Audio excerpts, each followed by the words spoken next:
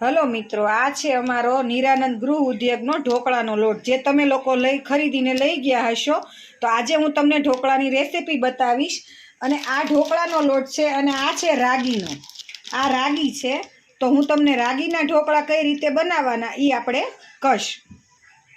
આ પણ આપણા નિરાનંદ ગૃહ ઉદ્યોગની બહેનો બનાવે છે. રાગીનો પ્યોર રાગીનો લોટ આપણને મળી રહેશે તમારે જ્યારે જોતો હોય ને ત્યારે. તો ચાલો હું તમને ઢોકળાનો લોટ છે અમારો અને આ છે રાગીનો. તો ચાલો હવે હું તમને રાગીના ઢોકળા શીખવાડીશ. ચાલો, મેં છે ને ઢોકળા જેમ આપણે પલાળીએ જ ને એ જ રીતે પલાળી દીધું છે, પણ મેં આમાં રાગી નાખેલી છે. અને જો મસાલામાં મેં શું નાખ્યું છે ખાલી ખબર છે? ખાલી કોથમરી અને મીઠું જ એડ કર્યું છે હજી. અને છાશમાં મેં પલાળ્યા. તમને એવું લાગે તો તમે પાણીમાં પણ પલાળી શકો. પછી તમે કોઈ પણ લીલા શાકભાજી અંદર એડ કરી શકો, જેમ કે દૂધી છે, ગાજર છે, બટેટા છે, જાજી બધી ભાજી છે, લીલું લસણ ભાવતું હોય તો એ પણ છે, બધું એડ કરી શકો. અને જે મસાલા છે આપણે એમાં છે ને લાલ મરચું છે, પછી ધાણા જીરું, આખું જીરું અને હળદર એ બધું એડ કરી શકો. પણ મેં અત્યારે કોથમરી જ એડ કરેલી છે. ચાલો હવે આપણે બનાવીએ અને તમને હું બતાવું. જો આ અલગથી મેં એક ડીશ થાય ને એટલું કાઢી લીધું છે.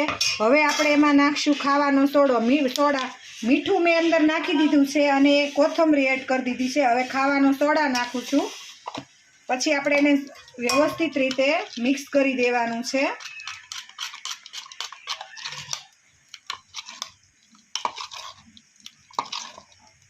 એકદમ સરસ રીતે મિક્સ કરવાનું છે.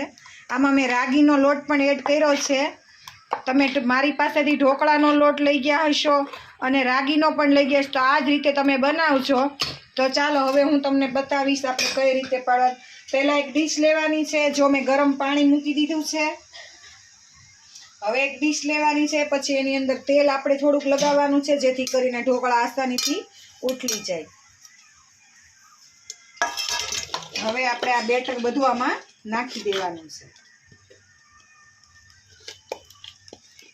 તમે જરૂરથી ઘરે આ રીતના ટ્રાય કરજો અને મને કોમેન્ટમાં કહેજો કે તમારાથી કેવા ઢોકળા થયા.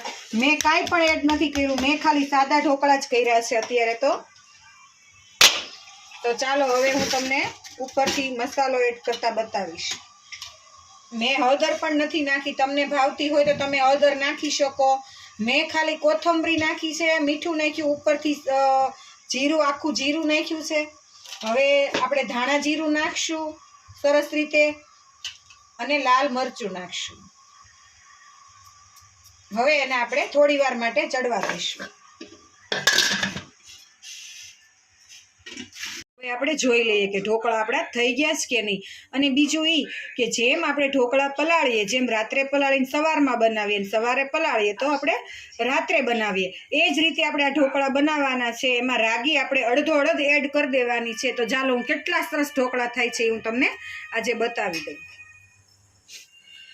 જો આપણા ઢોકળા તૈયાર થઈ ગયા છે અને એકદમ પોચા રૂ જેવા થયા છે. તો ખાવામાં પણ એકદમ મજા આવશે તમને.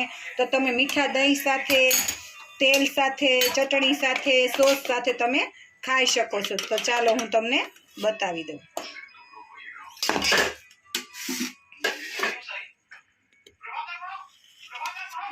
તમને ખબર પડી જ ગઈ હશે કે કેટલા સરસ થયા છે. તમે જોઈ શકો છો એકદમ સરસ ઢોકળા આપણા થયા છે. અને ટેસ્ટમાં તો ખૂબ સરસ લાગે છે. આપણે સાદા ઢોકળા ખાઈએ ને એના કરતાં પણ એકદમ સરસ લાગે છે. અને હેલ્ધી પણ છે અને રાગી છે એટલે બાળકોને પણ ભાવશે આમાં. તો તમે જોઈ શકો છો કે કેટલા પોચા પોચા થયા છે. તો ચાલો હવે આપણે ગરમા ગરમ ખાઈ લઈ. અને મારી ચેનલને લાઈક, શેર અને સબસ્ક્રાઈબ જરૂર કરજો.